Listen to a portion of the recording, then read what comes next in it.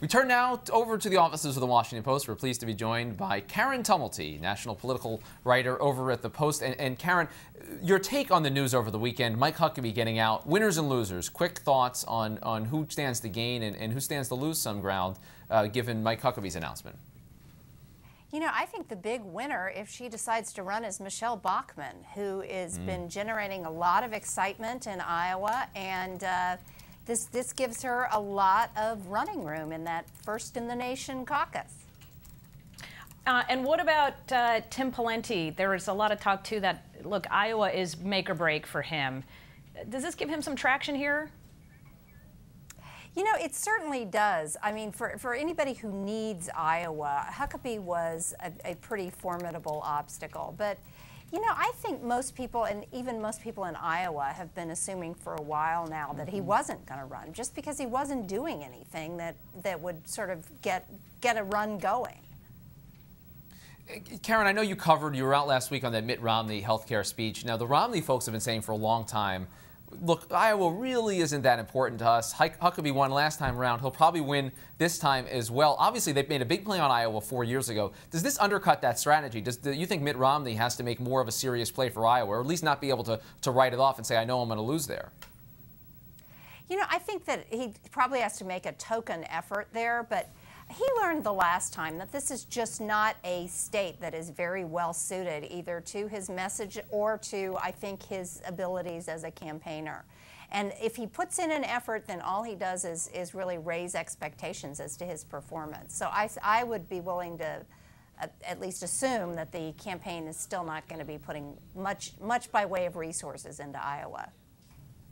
Yeah, I want to raise that point about Huckabee that you brought up, the fact that people didn't think he was running. You had breakfast with him a couple months ago. I think the first clue was that he was digging into a plate of pancakes. That's one sign. But you also, he seemed reticent from the get-go. Can you compare his sort of reticence to what we're seeing now with Mitch Daniels and whether we're going to see Mitch run or not? You know, it's a very different thing. Mike Huckabee had what was very clearly developed a contempt for the whole process of running for president. He thought the debates had gone on too long. He thought that he didn't want to be running from one end of the country to the other with a tin cup begging people to give him money. He just hated the process. And with Mitch Daniels, it's a much different decision. It seems to be, by all accounts, and it certainly seems credible, it's very much rooted in family and personal concerns. You know, with Huckabee, there's also the factor that he is, for the first time in his life, making a lot of money. That does help, which he would have to give up. Yes, as he mentioned in his interview, he is building a house in Florida where the closet is bigger than his whole first house that he and his wife had.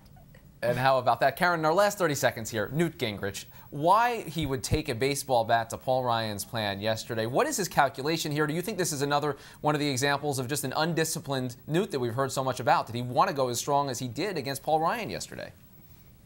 No, I think this is very much rooted in his own experience in 1995. A lot of people forget that the government shutdown began as an effort to completely revamp the Medicare program. So he's speaking from experience here. That's a really interesting point. I think a lot of people have missed that in the last day. You're right. He knows exactly what that's like. Karen Tumulty from the Washington Post, thanks for being here. Really appreciate it. Thanks a lot. So now is Mitch Daniels still out there? A little Donald Trump action. Maybe we'll get some news on. And we got John Huntsman in New Hampshire this week. There's a lot left. This is a great couple of weeks. By Memorial Day, we should have a field. Mark it down. There you go. Twitter.com/Rick Klein. Twitter.com/Amy E. Walter. They better have a field.